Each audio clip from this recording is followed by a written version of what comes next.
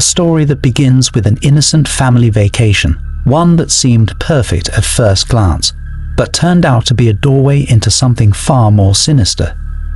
Sometimes, what you capture in a photo is more than just a memory. You might be capturing a dark secret, something you weren't meant to see. That's exactly what happened to one unsuspecting family on a trip they would never forget. The vacation was supposed to be a chance for the Williams family to relax and spend quality time together. They had rented a cabin in the mountains, far from the noise of the city, surrounded by lush greenery and stunning views. The parents, David and Linda, were eager to show their teenage children, Lily and Mark, the beauty of nature and give them a break from their screens and busy lives. The first few days were filled with hiking, swimming in the nearby lake, and roasting marshmallows by the fire. The family took plenty of photos, capturing every special moment to relive the trip later. But it was during their visit to a famous scenic overlook that everything began to change. As they posed for a family photo, with the mountains stretching behind them and the sun setting in the distance, they smiled, unaware of the figure that would later haunt them. The picture seemed perfect at first, everyone smiling, the scenery beautiful. It wasn't until later that night, when they were flipping through the photos on Linda's camera, that they noticed something chilling. In the background, just behind David's shoulder, there was a figure. At first, they thought it was just a trick of the light or someone else standing nearby. But the more they stared, the more wrong it looked. The figure was blurry, almost transparent, but it was unmistakably a person, staring straight at the camera. And there was something off about the way they stood, as if they didn't belong. Lily joked that it looked like a ghost, but no one laughed. They couldn't shake the eerie feeling that had settled over them. David assured everyone that it must have been someone passing by, that they were overreacting. But when they returned to the overlook the next day, there was no sign of anyone who could have been in the photo. That night, as they sat around the fire, the atmosphere had changed. The cheerful mood from earlier in the trip was gone, replaced by an unsettling silence. Even the crackling of the fire seemed too loud, as if the night itself was holding its breath. Mark kept glancing at his phone, scrolling through the pictures, unable to stop looking at the strange figure. Then, just as they were about to call it a night, they heard it, a soft whisper carried on the wind. It was faint, but clear enough that they all froze in place. It sounded like a voice calling out, though none of them could make out the words. They stared into the darkness, but there was no one there. Linda was the first to break the silence, suggesting they go inside. The tension in the air was almost unbearable. But as they started toward the cabin, the whispers came again, louder this time. It was as if someone, or something, was following them. Once inside, they locked the doors, trying to convince themselves it was just the wind. But no one could sleep. Every creak of the cabin, every rustle of the trees outside sent their hearts racing. It felt as though they were being watched, even in the safety of the locked cabin. The next morning, David decided to do some research. He couldn't explain why, but he felt compelled to find out more about the area. What he discovered was far worse than he could have imagined. The overlook where they had taken the photo had a dark history. Decades ago, a man had gone missing near the spot. He had been hiking alone, and after days of searching, his body was never found. The only clue was his camera, discovered at the base of the cliff. The last photo on the roll showed the man standing at the overlook, smiling. But just like in the Williams family photo, there was something else in the background, a ghostly figure watching from the shadows. David's heart sank as he realized the eerie similarity. The figure in their photo looked almost identical to the one in the old photograph. It was as if the same presence had appeared again, decades later. That night, the whispering returned, louder and more insistent. The wind howled outside, and the temperature in the cabin dropped suddenly, as though a cold hand had gripped the air around them. The fire flickered and nearly went out, casting long shadows on the walls. Lily was the first to speak. She said she felt like she was being watched, that every time she closed her eyes, she could see the figure from the photograph. The rest of the family admitted they had been feeling the same thing. It was as if the presence had followed them, never leaving their side, since the moment they took that cursed photo. In a desperate attempt to rid themselves of the unease, David suggested they delete the picture. But when they tried, the camera froze. No matter what they did, the image wouldn't delete. It was as if the figure in the background refused to disappear. Panic set in. They couldn't stay in the cabin any longer. Grabbing their things, they piled into the car, determined to leave the mountains behind. But as they drove away, the whispers followed. Faint at first, but growing louder the further they went. It was as if something didn't want them to leave. Just when they thought they were safe, the car's engine sputtered and died. They were stranded in the middle of nowhere, miles from the nearest town. The night was silent again, but the silence was worse than the whispers. It was as if the world had stopped, waiting. Suddenly, there was a knock on the window. Everyone froze. Slowly, David turned his head, expecting to see nothing but the dark woods outside. But instead, standing just outside the car, was the figure. The same figure from the photograph. The same one that had haunted their every step since that day at the overlook. It stood motionless, staring at them with hollow eyes. They screamed. But when David opened the door, the figure was gone.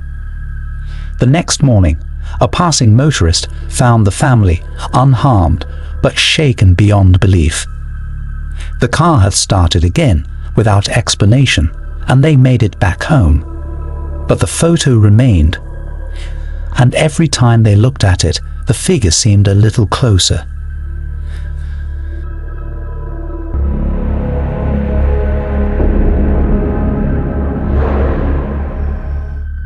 This story is all about a family who stumbled upon something they were never meant to find. What started as a simple task of cleaning out an old basement turned into a nightmare they could never escape from. Sometimes it's better to leave forgotten things alone, because you never know what might still be clinging to them. It all began when the Miller family moved into an old, creaky house on the outskirts of town. The place had been abandoned for years, and while it needed some work, they were excited to start their new life there. One weekend, they decided to tackle the basement, which was cluttered with decades of dust-covered junk. Boxes were piled high, filled with forgotten memories of the house's previous owners, but it wasn't until they reached the far corner of the basement that they found it. There, tucked away in the shadows, sat a small porcelain doll. Its eyes were wide and staring, with a smile that seemed just a little too lifelike.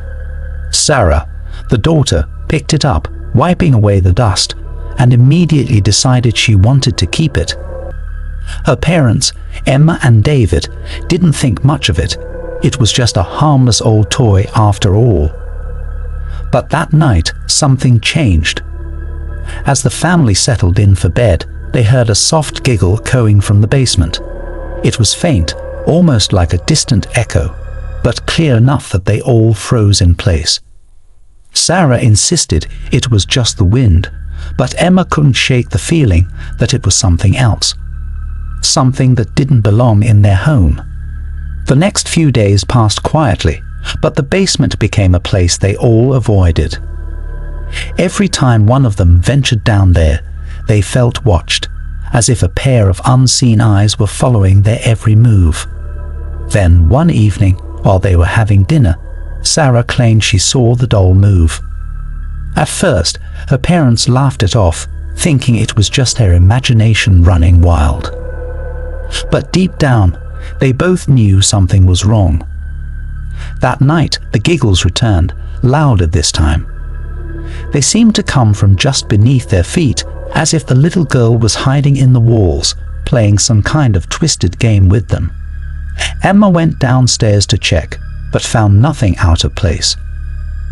The doll sat on the shelf, its blank eyes staring right through her. As the days went on, the disturbances grew worse. Sarah began waking up in the middle of the night, claiming she heard footsteps outside her room. She swore she saw a figure, a little girl, standing at the foot of her bed, clutching the doll. The family's nerves were frayed, and even David, the skeptic, started to believe that something was terribly wrong. One night, Emma was jolted awake by the sound of something heavy dragging across the floor downstairs. She nudged David, and they both crept downstairs, their hearts pounding. The doll wasn't on the shelf where they had left it. Instead, it was sitting in the middle of the living room, facing the basement door, as if waiting for something or someone to return. Terrified, they locked the doll away in a box and put it in the garage, hoping that would put an end to the strange occurrences. But it only made things worse. The giggles turned into sobs, and then into something darker, more sinister. The little girl wasn't just playing anymore, she was angry. One evening, while Sarah was playing in the living room, the television flickered on by itself. Static filled the screen, and through the noise, they could hear it, laughter, but not the innocent kind. It was mocking, cruel, as if the girl was taunting them from the other side. In a panic, David ran to the garage to get rid of the doll once and for all. But when he opened the box, it was empty. The doll was gone, and in its place was a small, crumpled piece of paper with a single word scrawled on it: "Mine." From that night on, the family was tormented by the ghostly figure of the girl. She appeared in the mirrors, in the shadows, always clutching the doll, her once playful demeanor now twisted into something malevolent. No matter what they did, they couldn't escape her. They contacted paranormal investigators, priests, anyone who could help, but nothing worked. The house had been claimed by something far older and far more dangerous than they could have ever imagined. And it all started with that one forgotten toy in the basement. Eventually, the family left the house, abandoning it just as the previous owners had. But even after they moved, they couldn't shake the feeling that the little girl and her doll were still following them. And sometimes, late at night, they can still hear the giggles, faint but unmistakable, echoing in the darkness.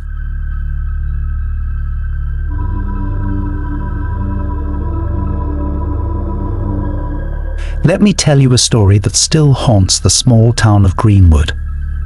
A place where the quiet streets and friendly faces hide a dark secret, buried deep beneath the surface. What seemed like innocent curiosity led to something far more sinister, something that no one could ever explain. It all started with the children. Alex, Peter, Ronald, and Dennis were best friends, spending their summer days exploring the outskirts of town. One day, while wandering near an old, forgotten part of the town, they came across a well, hidden behind overgrown bushes. It looked ancient, its stones crumbling and covered in moss. What was strange, though, was that it was sealed, the opening covered with rusted metal plates. As the boys stood around it, a faint sound caught their attention. It was a voice, soft at first, but unmistakably a cry for help. They exchanged nervous glances, unsure if they were imagining things. Peter leaned closer to the well, pressing his ear against the cool stone. The voice was clearer now. Someone, or something, was down there. They called out, asking who was there. but the only response was more cries, more desperate than before.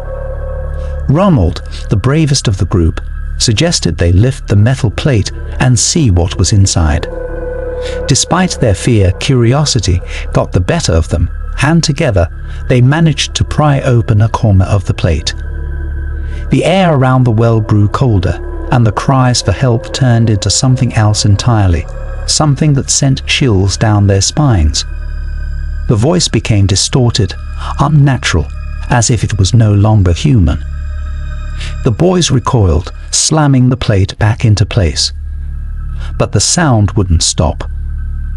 It followed them as they backed away from the well, echoing in their ears even as they ran back to town. That night, Alex couldn't sleep. The voice from the well haunted him, its twisted cries playing over and over in his mind. He couldn't shake the feeling that something was watching him, waiting for him to return. The next day, the boys gathered again, each of them confessing that they had heard the voice all night. It seemed to follow them, no matter how far they tried to escape it. Peter suggested they go back, convinced they needed to figure out what was happening. When they returned to the well, the air felt different. It was thick, heavy with a sense of dread. As they approached, they noticed something new.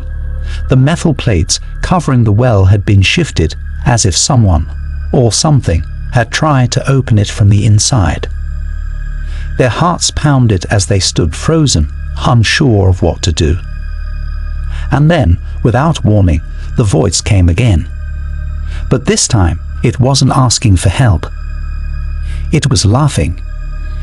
The boys were paralyzed with fear. The laugh was cold, echoing from the depths of the well, and it seemed to grow louder with every second. Dennis was the first to break, turning and running back toward town. The others followed, their legs moving faster than they ever had before. But the terror didn't stop when they left the well behind. The voice followed them, seeping into their minds, into their dreams. It was always there, whispering, laughing, reminding them of what they had found. Days passed, and the boys became obsessed. They needed to know what was hidden in the well. Alex, the most troubled by it all, convinced them that they had to return, one last time, to uncover the truth. When they arrived, the well was different. The metal plates had been fully removed, lying scattered on the ground. A foul smell rose from the depths, and the laughter had turned into something darker, something that sounded like dozens of voices, all tangled together in a chorus of misery. Ronald, the bravest of them all, leaned over the edge, shining his flashlight into the darkness. What they saw made their blood run cold. At the bottom of the well, something was moving. Twisted, contorted shapes writhed in the shadows, barely visible, but unmistakably human. The boys stepped back, realizing too late what they had uncovered. The well wasn't just sealed to keep something in. It was sealed to protect the town from what lurked below. As they turned to leave, a figure appeared at the edge of the trees. It was an old man, his face gaunt and pale. He didn't say a word, just pointed at the well and shook his head slowly, as if warning them. The boys ran, not stopping until they reached the safety of their homes. But the voice never left them. No matter how far they went, they could still hear it, calling to them from the dark, waiting for them to return. Over time they grew apart, each haunted by the memory of the well and the terror they had unleashed. No one in the town ever spoke of it again, and the well was left untouched, hidden away in the forgotten corner of Greenwood. But the voices remain, trapped beneath the earth, waiting for the next group of curious souls to listen to their cries. The